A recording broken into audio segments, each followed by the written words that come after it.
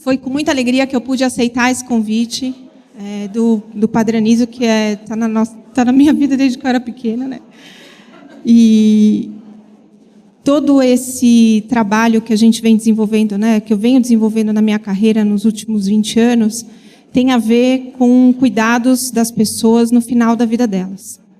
Eu me formei na Universidade de São Paulo, eu fiz geriatria e gerontologia no Hospital das Clínicas, terminei a residência com uma inquietude muito grande, porque nada dentro da faculdade me respondeu algo consistente a respeito de como cuidar do sofrimento das pessoas. A respeito das doenças, eu aprendi muito, tive a oportunidade de estudar numa escola renomada mundialmente em relação ao seu contexto de ciência, ao seu contexto de medicina baseada em evidências, mas, de fato, quando a gente fala de humanidade, a medicina se distancia muito disso, porque o sofrimento humano é uma área da assistência à saúde que está vinculada à boa vontade, à piedade, à pena, a alguma coisa muito rasa perto da importância da ciência. Só que o que faz a gente realmente padecer como ser humano é o sofrimento. E a gente precisa olhar para esse sofrimento com uma outra perspectiva. E aí eu encontrei a resposta numa especialidade chamada cuidados paliativos, que no nosso mundo aqui no Brasil é algo considerado de segunda linha, cuidados inconsistentes. É o que eu brinco como a expressão cuidado paliativo é gambiarra. Né? Você vai fazer um paliativo, você vai botar uma fita isolante num fio solto e vai fazer o que dá. Só que cuidado paliativo de verdade é uma área da assistência baseada em evidências que traz para a medicina, para a psicologia, para a enfermagem, para a fisioterapia, para todos os profissionais envolvidos no cuidado, inclusive a capelania, a oportunidade de cuidar do sofrimento humano nas 5 dimensões. Na dimensão física, na emocional, na social, na familiar e também na espiritual. E aí, o Padre Anísio me convidou para estar aqui com vocês hoje. Estou encantada com a quantidade de pessoas, né, tão empenhadas em aprender sobre isso num dia comum, né, um dia ordinário, que vai se tornar um dia extraordinário, espero, com o aprendizado que vocês vão ter no final desse período. Eu vou trazer para vocês alguma coisa relacionada a contexto de conhecimento médico, de conhecimento científico, desse contexto do sofrimento espiritual. Ao longo desses anos trabalhando com cuidado paliativo, eu tive a oportunidade, em 2011, de ser a médica responsável pela unidade de cuidado paliativo exclusivo, que chama-se Hospice, do Hospital das Clínicas, da Faculdade de Medicina da USP, que fica na unidade São Camilo Jaçanã. Eu era a médica responsável por 10 pacientes que eram encaminhados do Hospital das Clínicas para lá, e nesse lugar recebiam cuidados paliativos exclusivos. É um espaço eu falo que é uma unidade de terapia intensiva do sofrimento, onde as pessoas recebem assistência multiprofissional de pessoas qualificadas, treinadas, com conhecimento técnico e humano para cuidar das pessoas nesse momento tão delicado da vida delas, que é o fim da vida. Eu trabalhei lá de 2011 até 2015, e eu não tenho dúvida que foi o top de linha da minha carreira. Em nenhum lugar eu vou alcançar o nível de qualidade, de conhecimento, de crescimento que eu alcancei naquele tempo. E nessa ocasião que eu trabalhei lá, eu exigi um capelão. E aí as pessoas me olharam como se eu fosse um ET, um médico exigindo um capelão. Eu falei, o capelão faz parte da equipe. Não é uma pessoa que vai sentar, pegar na mão e fazer pregação na beira do leito. Não, é uma pessoa treinada e qualificada para avaliar as necessidades espirituais, avaliar, triar a condição de sofrimento espiritual de cada um dos pacientes, respeitando a crença deles, sem julgá-los e nem condená-los por qualquer opção de caminho religioso. A expressão de espiritualidade, a verdadeira expressão de espiritualidade respeita a escolha de cada ser humano. E aí eu precisava de um capelão que tivesse essa visão, que é uma visão bastante diferenciada neste planeta aqui. E eu consegui.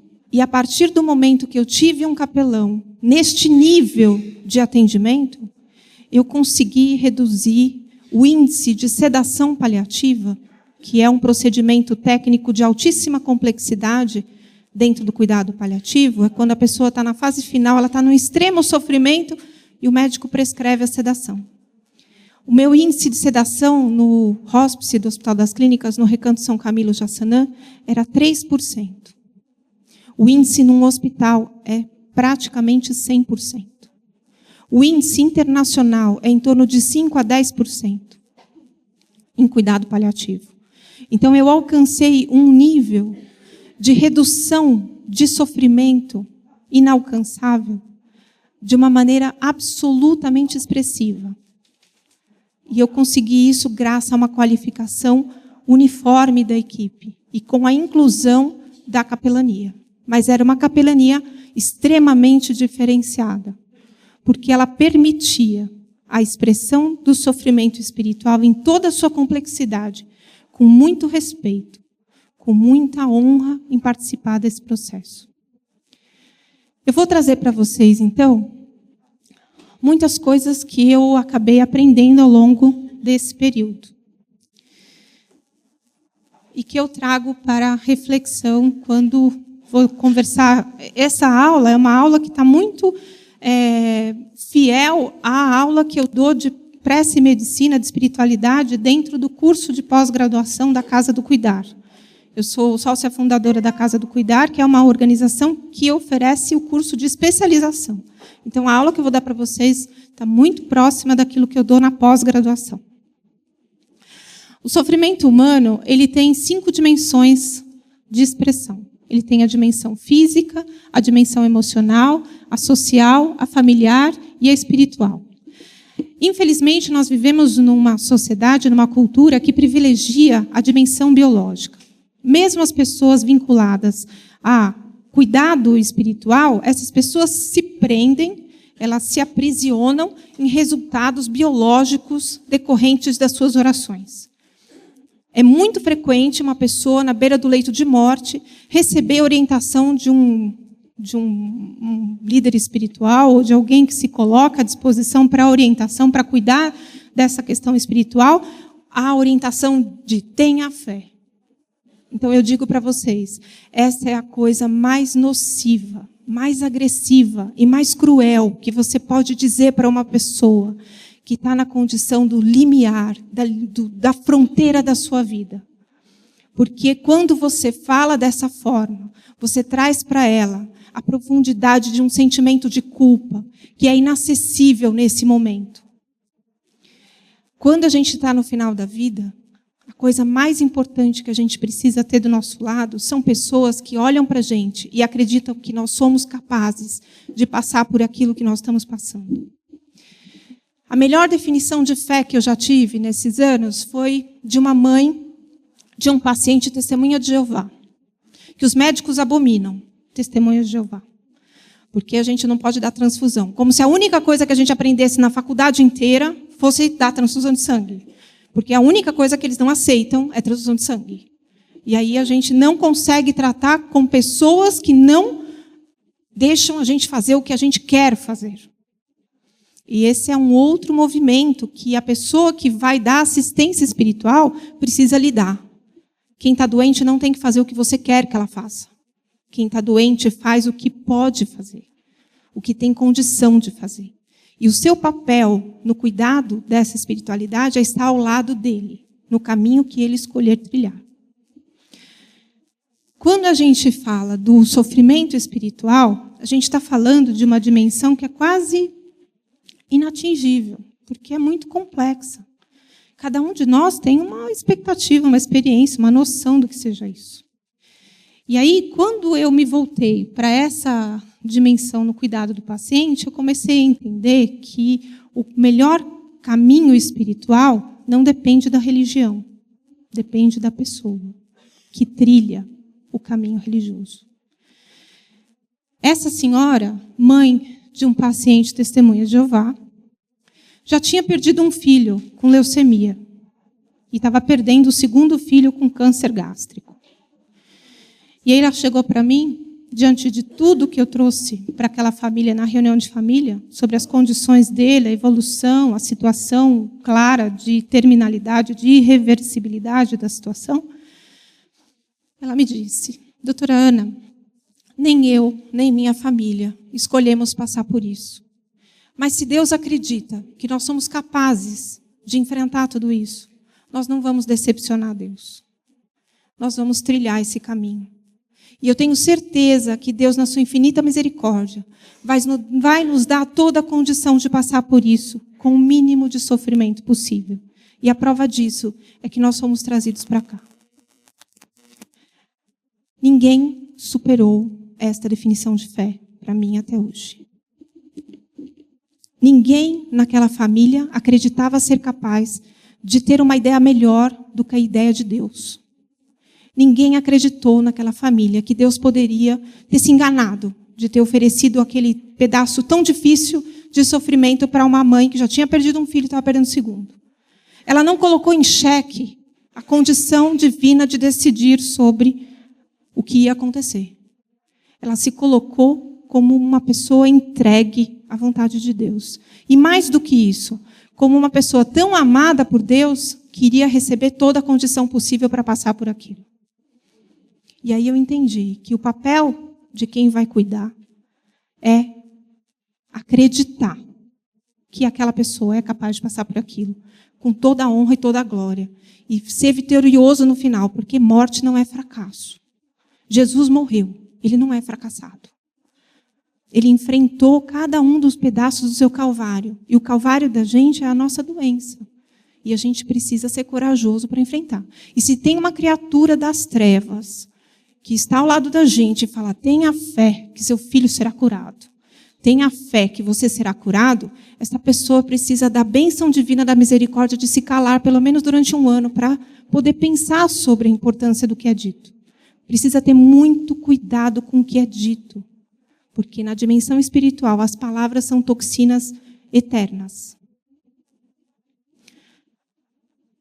Crenças religiosas influenciam decisões médicas.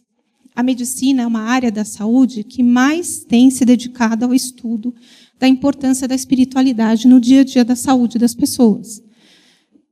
Por incrível que pareça, são os médicos que estão mais interessados em estudar os efeitos da religiosidade e da espiritualidade na saúde. Ao contrário do que parece, né? Parece que os médicos não estão nem aí. Mas são os médicos mais rústicos, vamos dizer assim, que não estão vinculados a pesquisas científicas mais complexas. As melhores publicações sobre espiritualidade não saem nas revistas básicas de medicina, saem nas revistas de maior complexidade, Nature, Science. E aí, a partir disso, a gente entende que, para entender de espiritualidade, você tem que ter um nível de conhecimento um pouquinho mais complexo do que só a graduação. Tá? Em relação às práticas relacionadas ao nascimento e controle da natalidade, questões alimentares, né, dieta kasher, por exemplo, é uma prática de dia a dia que interfere na saúde do paciente. Rituais relacionados à própria doença e concordância ou colaboração com o tratamento, como já dei exemplo, transfusão de sangue, vacinação dos filhos, recusar tratamentos, medicamentos ou encaminhamento psicólogo e psiquiatra, a depender da crença religiosa do paciente, ele diz sim ou não. Esses próximos slides, eu tive a bênção de compartilhar esse conhecimento com o capelão Roberto Miguel. Então, os que estão com o nominho dele embaixo, foi ele que me cedeu. Decisões relativas ao fim da vida, descontinuidade de tratamento, a não ressuscitação e diretivas antecipadas de vontade. Os capelães auxiliam os pacientes e seus familiares a identificar seus valores, relacionando-os às opções de tratamento no final da vida.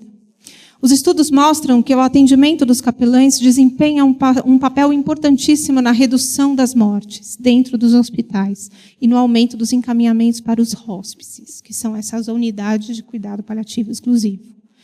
Então, muito do papel da pessoa que vai prestar assistência espiritual é oferecer ao paciente a oportunidade dele transitar do papel de doente, de coitadinho, de pessoa responsável pela sua doença, de culpado, para o papel da pessoa que morre. Ele volta a ter domínio sobre a sua vida. E aí, a partir desse momento que ele retoma a autonomia, ele decide o que ele quer que seja feito com o tempo final dele. Do ponto de vista prático, o papel de quem está morrendo tem 3 domínios. O prático mesmo, o físico, o logístico, que é o controle de sintomas. Ninguém pode discutir a relação com Deus com dor. Não dá para falar sobre o seu sofrimento espiritual se você estiver com falta de ar, se estiver com diarreia, com prisão de ventre, se você estiver confuso. Então, em primeiro lugar, é preciso que você tenha uma equipe médica qualificada que saiba conduzir o controle de sintomas sem sedar o paciente. Porque se ele ficar sedado, ele não vai conversar sobre esse assunto. Em segundo lugar, ver se a assistência domiciliar é possível. Avaliar questões financeiras, especialmente como que vai ser o cuidado com os dependentes desse paciente. Nós temos muita dificuldade de conversar sobre a morte.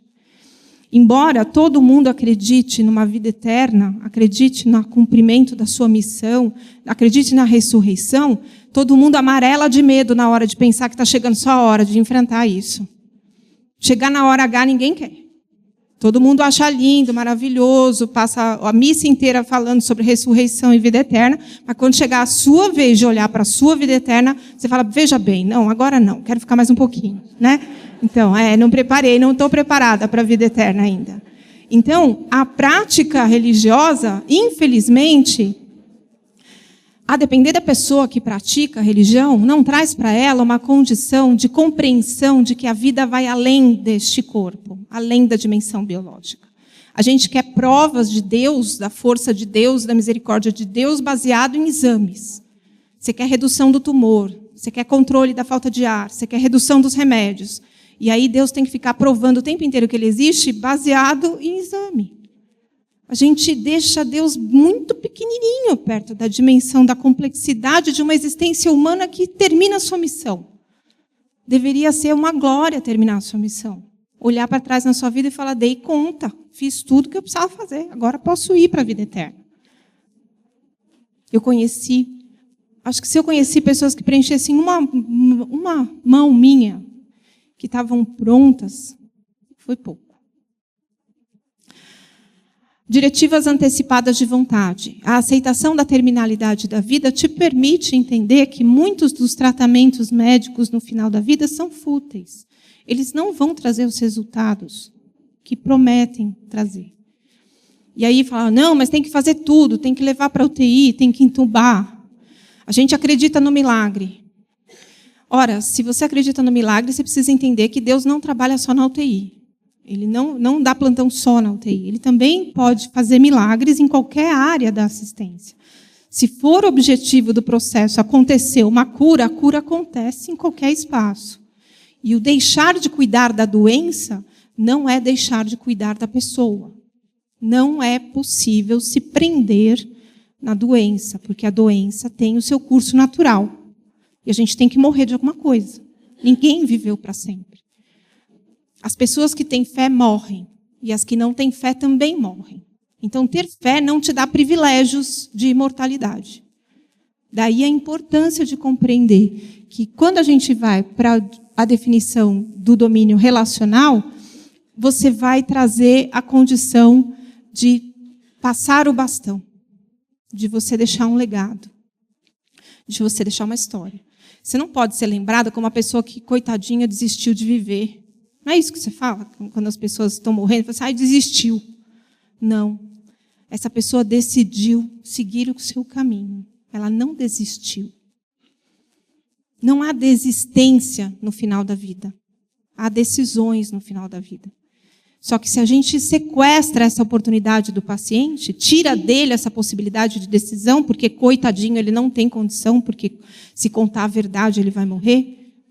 Se a gente não entende que o que mata é o câncer, não é a verdade, a gente vai ter muita dificuldade de lidar com o sofrimento espiritual. Porque o sofrimento espiritual mora num espaço que só quem tem coragem enfrenta. A bênção final da sua vida. Você sai dessa história pela porta da frente, não pela porta dos fundos. Não deixa que as outras pessoas decidam por você. Você decide. Mas se você tem medo, você não decide. Quem tem medo da morte aqui?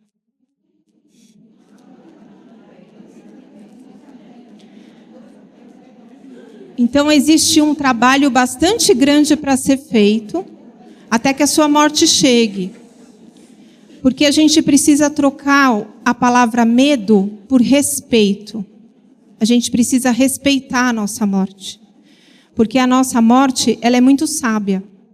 Ela sabe dizer para a gente tudo que realmente importa e tem valor na vida. Não tem nada no mundo que possa nos aconselhar de maneira mais potente do que a nossa morte. Eu via isso vejo isso ainda, né? Porque agora eu continuo cuidando dos pacientes no consultório, mas eu vejo isso todos os dias. O paciente recebe o diagnóstico de terminalidade, tudo que ele não conseguiu fazer em 20 anos de terapia, ele consegue em uma semana. É impressionante a capacidade que a morte tem de nos trazer lucidez, discernimento, compaixão, amorosidade para cada um dos nossos atos. Então, se a morte traz tudo isso, a morte não é ruim. A morte é a coisa...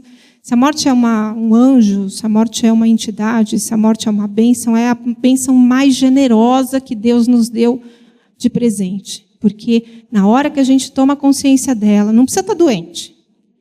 Basta que você tome consciência dela, você já olha para a sua vida de uma outra forma. Você vai ter a oportunidade, dessa forma, de escrever o último capítulo da sua vida. Você não vai terceirizar essa última parte da sua existência. Você toma para si essa caneta e você termina de escrever. E não é para terminar de escrever coitadinha de mim que não consegui a cura. Coitadinha de mim que Deus abandonou. Coitadinha de mim que meus filhos não vieram vir me ver. Não, a gente não deveria deixar a nossa vida para o mundo do coitadinho. E aí, nesse momento em que a gente se percebe finito, a gente vai para o mundo pessoal de domínio com essa relação com a finitude. A gente precisa se adaptar às perdas. A perda do nosso futuro, a perda física, a social, a cognitiva. O maior luto não é da mãe que perde o filho. O maior luto é da pessoa que morre. Porque a pessoa que morre se despede de todos os domínios da vida dela. A mãe só se despede do filho. E isso, de viver o seu luto da vida, é muito intenso. E a gente precisa perceber que isso uma hora vai acontecer. Você está vivendo a sua vida na plenitude, para chegar no final você falar, dei conta, vivi integralmente tudo que me foi permitido viver? Encerramento de questões ainda não finalizadas com outras pessoas. Reavaliação da vida de um modo diferente do que era feito antes. As questões existenciais, das nossas perspectivas, as nossas fantasias, as nossas expectativas frente ao que vem depois. E ainda pode haver um profundo crescimento nesses últimos tempos de vida. O mistério da fé. Não há resposta. Nunca houve resposta. Nunca haverá uma resposta. E essa é a resposta. Quem se dispõe a trabalhar com sofrimento espiritual precisa ter como principal oração estas 4 frases. Você não tem nenhuma resposta pronta. Não existe nenhuma resposta pronta. Nunca vai existir nenhuma resposta pronta. Essa é a resposta. Só dessa forma você vai conseguir ter forças para se aventurar em infernos tão variados, porque cada um de nós tem seu inferno. E se a gente vai receber assistência espiritual, a gente vai receber assistência espiritual de uma pessoa que tem coragem de ir com a gente lá no nosso inferno. E que não vai nos julgar porque a gente está nesse momento de tanta escuridão. Porque é um momento misterioso. É um momento pelo qual a gente não passou nenhuma vez ainda. Tem um livro chamado Cartas a um Jovem Poeta, que para mim é uma grande, grande revelação divina. É uma história de um rapaz que quer ser escritor, quer ser poeta, e ele escreve para um mestre. E aí o mestre responde para ele a respeito da doença. Se algum dos seus procedimentos for doentio, considere que a doença é um meio com o qual o organismo se liberta de corpos estranhos. Por isso é apenas preciso ajudá-lo a estar doente e assumir e a ter a sua doença por completo, pois é esse o seu curso natural. Agora acontece tanta coisa em seu íntimo, meu caro Carlos. Será que nós somos capazes de estar do lado de uma pessoa e ajudá-la a viver a doença dela por completo? Para ela poder tirar dessa experiência tudo que essa experiência puder oferecer de transformação, de evolução, de aprendizado? É preciso ter paciência como um doente e ter confiança como um convalescente, pois talvez o Senhor seja ambas as coisas. Mais ainda, o Senhor também é o médico que tem de tratar a si mesmo. Mas em toda doença, há muitos dias em que o médico não pode fazer nada além de esperar. E é isso, mais do que qualquer coisa, que o Senhor, por ser seu próprio médico, precisa fazer agora. Não se observe demais. Apenas espere. Onde está Deus? Esse estudo foi muito interessante. Eu assisti uma palestra sobre esse estudo, que o título era Qual o Preço da Sua Alma? Eu falei, não perco essa aula por nada, né? Qual o preço da sua alma? Um estudo do sagrado humano feito por ressonância funcional. Ressonância funcional é um exame que você é colocado dentro de um aparelho de ressonância que mostra a estrutura do cérebro, junto com a área que está ativada a depender do estímulo que você recebe. Então, você recebe um estímulo na sua perna. Aí acende uma luzinha lá naquela imagem da ressonância que corresponde à sua perna. Você tem um pensamento de medo. Acende uma luz no seu cérebro que corresponde à área do medo. É um exame muito bonito, muito, muito interessante. E aí, esse grupo fez um estudo sobre a evidência neural da representação não utilitarista do sagrado humano. O que foi isso? Eles pegaram uma centena de voluntários que não estavam doentes, e esses voluntários eram expostos a frases, a condições, palavras que poderiam ser consideradas sagradas. Essa pessoa, quando era exposta àquela frase, ela pensava, isso é sagrado para mim ou não é? E aí, no exame dela, acendia uma área. Muito interessante é que ela poderia acender duas áreas, ou essa laranjinha ou essa verdinha aqui. Uma área é um pedaço do cérebro relacionado a custo-benefício. Sabe quando você vai comprar uma bolsa? Você fala assim, é tão bonita, mas é cara. Não, mas eu vou poder usar naquele casamento. E aí, nossa, eu sou madrinha, né? Vale a pena. Eu sou madrinha, vale a pena comprar, porque é uma bolsa bonita, então eu vou comprar. Tenho o congresso da pastoral no sábado. Mas, puxa, no sábado, é um dia tão bonito, queria descansar, estou cansada. Não, mas vale a pena, eu vou aprender bastante lá, então eu vou. Quando a gente pensa nisso, o que é bom e o que vale a pena e por que não vale a pena fazer uma determinada coisa, acende essa área de custo-benefício. E tem uma outra área que acendia nesse estudo, que é uma área de valores. Valores deontológicos. Não, mas eu já não acordei disposta, eu trabalhei demais essa semana inteira, não tenho dinheiro, mas eu vou mesmo assim, porque é muito importante para mim. Eu vou, não tem como discutir. Só não vou se eu morrer. Acende essa área de valores deontológicos. Não há discussão deste sagrado. Aí, eles fizeram a segunda parte do estudo. Eles ofereceram dinheiro para esses voluntários, para eles mudarem de ideia. E repetiram o exame. E aí foi muito interessante. Se a escolha do voluntário tivesse acendido a área de custo-benefício, ele mudava de ideia. E aí eu fiquei pensando, caramba, né? Se a nossa relação com Deus acende esta área de custo-benefício, Deus tem preço. Pode ser um preço caro, pode ser a vida do seu filho, mas ele tem preço. Se Deus não se comportar segundo as nossas expectativas, ele dança. A gente não vai mais acreditar nele. O sagrado tem preço quando você se relaciona com isso numa perspectiva de privilégio. Então eu vou para essa religião porque, nossa, lá me garantem a vida eterna. Não vou para essa religião porque me garante paz. Eu vou para essa religião porque me garante. E aí eu sou parte dos escolhidos. Os outros vão ficar nas trevas. Eu vou me dar bem. Então, acende essa área de custo-benefício. E aí, quando chegar a hora da sua morte, porque aí você não vai se dar bem, você vai morrer. Aí você entra em crise com a sua dimensão espiritual. Você vai dizer, mas cara, eu paguei tanto por isso, eu frequentei o culto, fui na missa, paguei o dízimo, fiz tudo, e agora meu filho está morrendo de leucemia? Qual que é de Deus? Como assim? Que parte das pequenas linhas miúdas eu não li? O que eu não fiz? Qual foi a parte que eu não cumpri? A parte que você não cumpriu foi fazer o bem, porque era o bem que precisava ser feito. E ponto. Porque quem faz o bem porque pega bem, ou faz o bem porque vai se dar bem, já está fazendo errado. Já está no custo-benefício.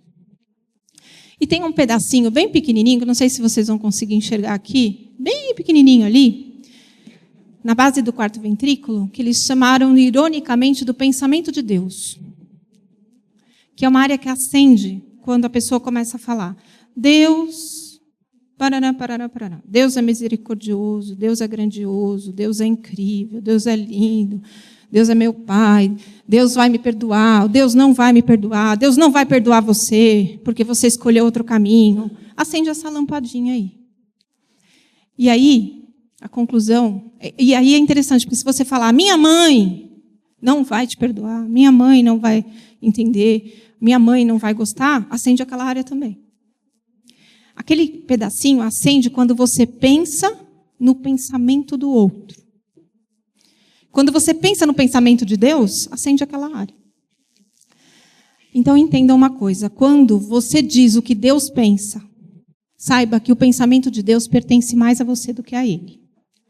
Você está dizendo o que você faria se fosse Deus. Isso é muito importante a gente baixar a nossa bola quando a gente começa a falar em nome de Deus. Porque a gente não alcança a complexidade do pensamento dele. A gente devia perceber a importância de sermos representantes dele. E aí, como que a gente, como ser humano, parte desse mistério, pode lidar com esse mistério da nossa fé? A busca da cura. Tem um psiquiatra chamado Minkowski que traz uma reflexão muito, muito clara a respeito disso. Ele diz que a nossa relação com o tempo futuro tem 3 dualidades: atividade e espera, desejo e esperança, prece e ação ética. Atividade e espera é um modo concreto da nossa relação com o futuro.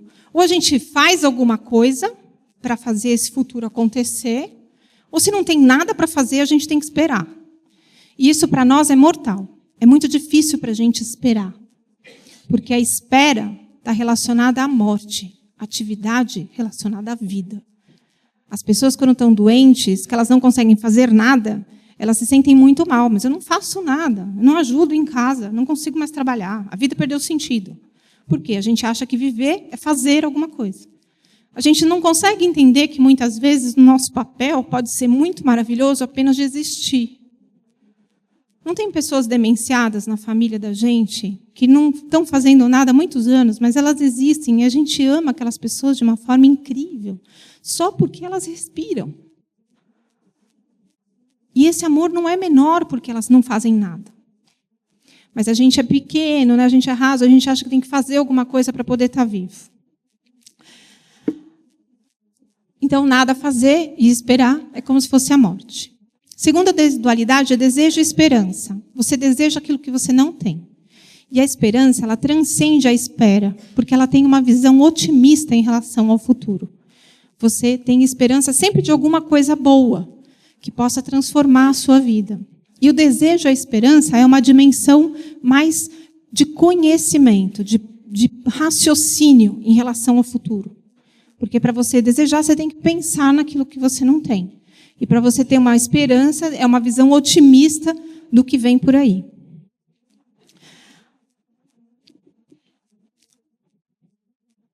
Prece e ação ética.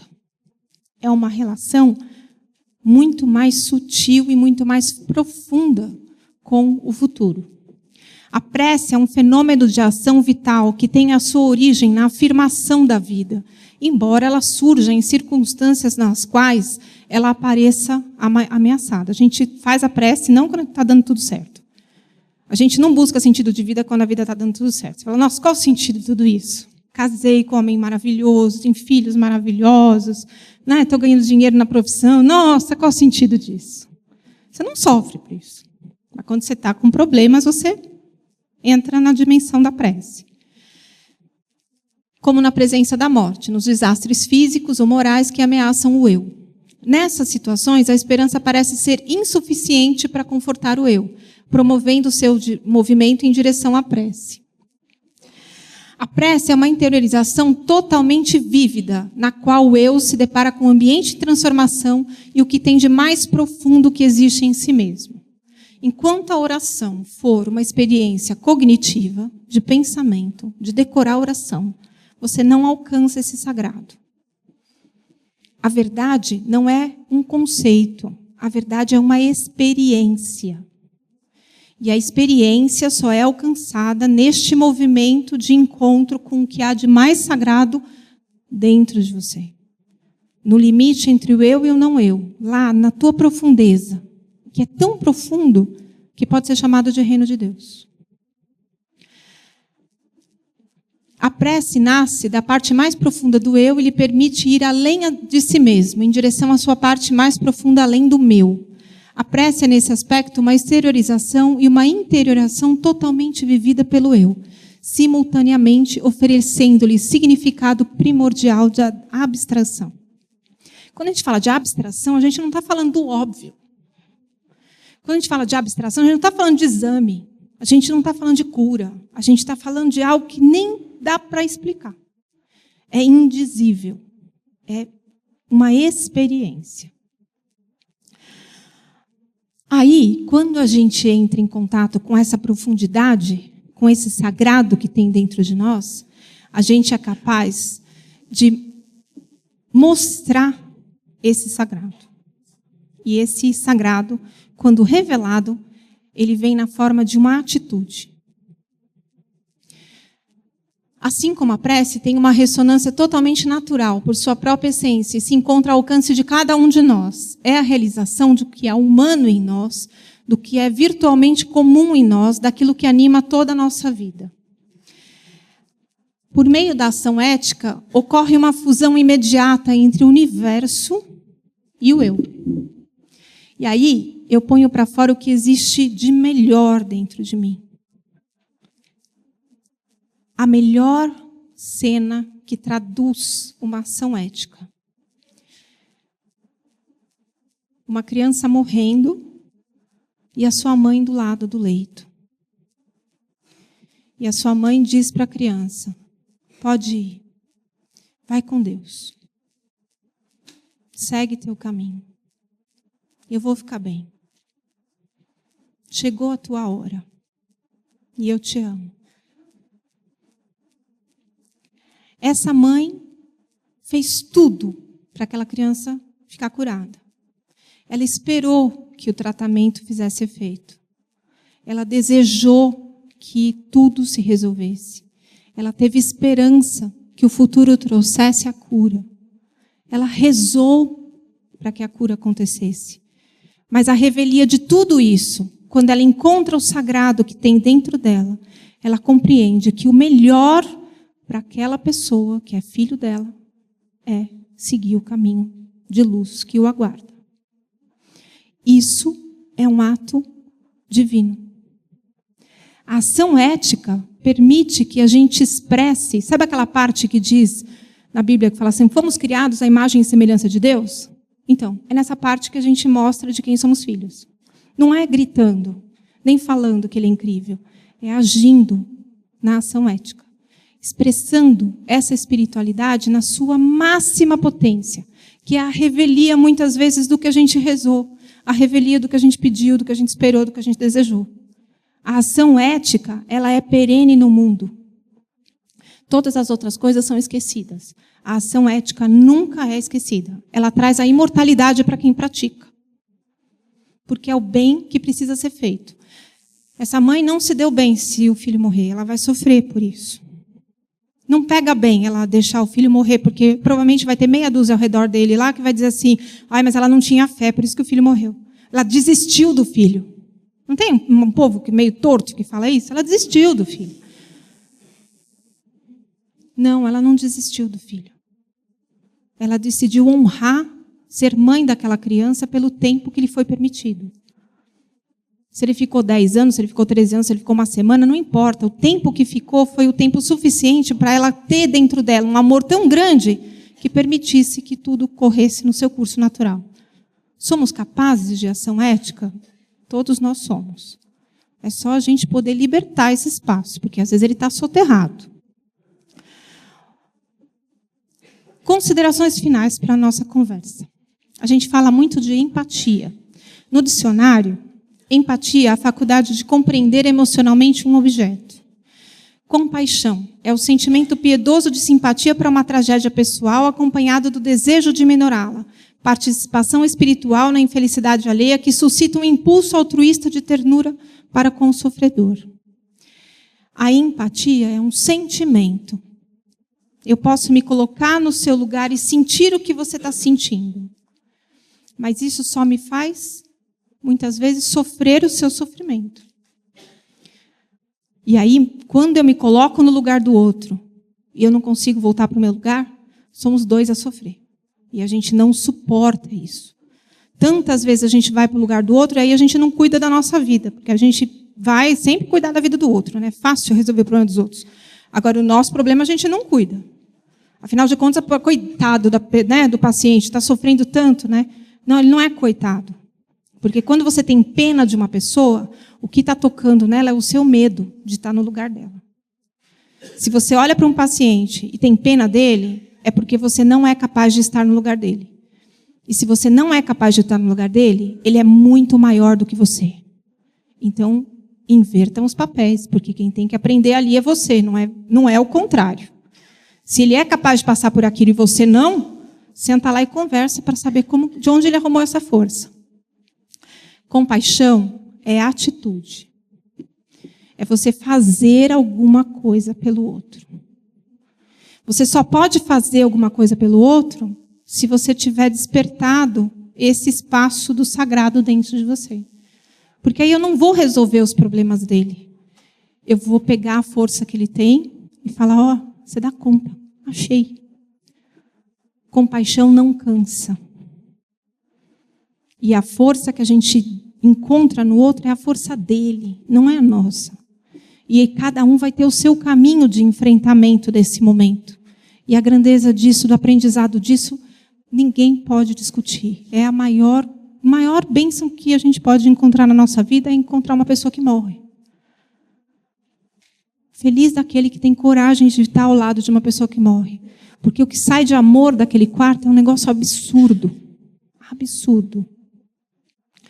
Empatia, você se coloca no lugar do outro e sente a impotência do outro perante o sofrimento. Na compaixão, você oferece a sua força para que o outro encontre a dele e enfrente o sofrimento. A empatia fortalece, mas a compaixão empodera. O sofrimento espiritual, então, ele pode ser acolhido numa abordagem científica, ele pode ser acolhido numa abordagem espiritual, mas privilégio mesmo vai ser receber o cuidado espiritual de uma maneira integral. Talvez todo o terror não passe, em última instância, do desamparo que requer a nossa ajuda. Assim, não é preciso se assustar, meu caro Capos, quando uma tristeza se ergue à sua frente, tão grande como o senhor nunca viu. Quando uma inquietação passa por sobre as suas mãos e perpassa todas as suas ações, como a luz e as sombras nas nuvens. É preciso pensar que acontece algo com o senhor, que a vida não o esqueceu, que ela segura a sua mão e não o deixará cair. Porque o Senhor pretende excluir de sua vida qualquer inquietude, qualquer dor, qualquer melancolia, sem saber o que essas circunstâncias realizam. Por que perseguir a si mesmo com essas perguntas de onde pode vir tudo isso e para onde vai? No entanto, o Senhor sabe que está em meio a transições e não desejaria nada mais do que se transformar. Essa nossa vida aqui tem começo e tem fim. O intervalo entre nascimento e morte chama vida. E talvez o significado de vida seja transformação. Enquanto a gente está vivo, a gente tem chance de se transformar. quando a gente tem muita certeza, tem alguma coisa muito errada acontecendo nesse período de transição. Eu vou ler para vocês um texto de um professor meu, que era professor de anatomia patológica da Escola de Medicina, da Faculdade de Medicina da USP, Dr. Paulo Saldiva, ele ainda é professor lá. Ele escreveu esse texto por ocasião da celebração de Corpus Christi. Essa é a imagem de Cristo depois que ele saiu da cruz. Essa imagem lembra bem uma imagem de uma pessoa em cima de uma mesa de autópsia. E eu digo para vocês, não julgue o que você ainda não é capaz de entender. Autópsia de Cristo. Eu vejo em cada ser humano que examino o corpo de Cristo. Eu vejo chagas, tumores, martírios como foram presentes no corpo de Cristo. Eu vejo lesões que, ao contrário do Cristo, não foram provocadas por uma lança, mas pela força da desesperança, em busca de uma equidade inatingível. Eu vejo o sangue da Santa Aliança, que escorre na mesa de autópsia, como sangue a se esvair do corpo de Cristo. Eu vejo a redenção da morte, que nos salva dos martírios terrenos para aqueles que viveram à margem da vida, como foi previsto nas Escrituras para o corpo de Cristo. Eu vejo em cada corpo um legado bem diferente da imagem do pecado que nos foi imputado por algo que nunca cometemos. Eu vejo em cada órgão a conta de um rosário, em cada doença como parte de um calvário, assim como foi para o corpo de Cristo. Eu leio em cada corpo o relato dos pecados, estes não produtos da ação ou de pensamentos, mas sim o resultado dos sofrimentos que não pertencem à alma, mas sim ao terreno exercício do viver. O corpo de Cristo habita em cada corpo que examino, que o divino traga-lhes o conforto que não conseguiram em vida, que o viver desses dias bicudos permita que mantenhamos conosco, bem vivo, o corpo de Cristo. Meu maior mestre de conhecimento médico é Paracelso. Na minha opinião, o maior médico que já existiu nessa existência humana nessa terra. Paracelso dizia que o melhor remédio para o homem é o homem, e a melhor cura possível é o amor. Paracelso viveu poucos anos, ele morreu muito jovem. E eu acho que não deu tempo dele entender como para mim deu, eu consegui chegar nessa conclusão. E eu gostaria de contar, se um dia encontrar com Paracelso na vida eterna, dizer para ele que a única cura possível é o amor, não é a maior, só tem esse caminho. Fiquem com Deus. Aproveitem muito o dia hoje. Muito obrigada.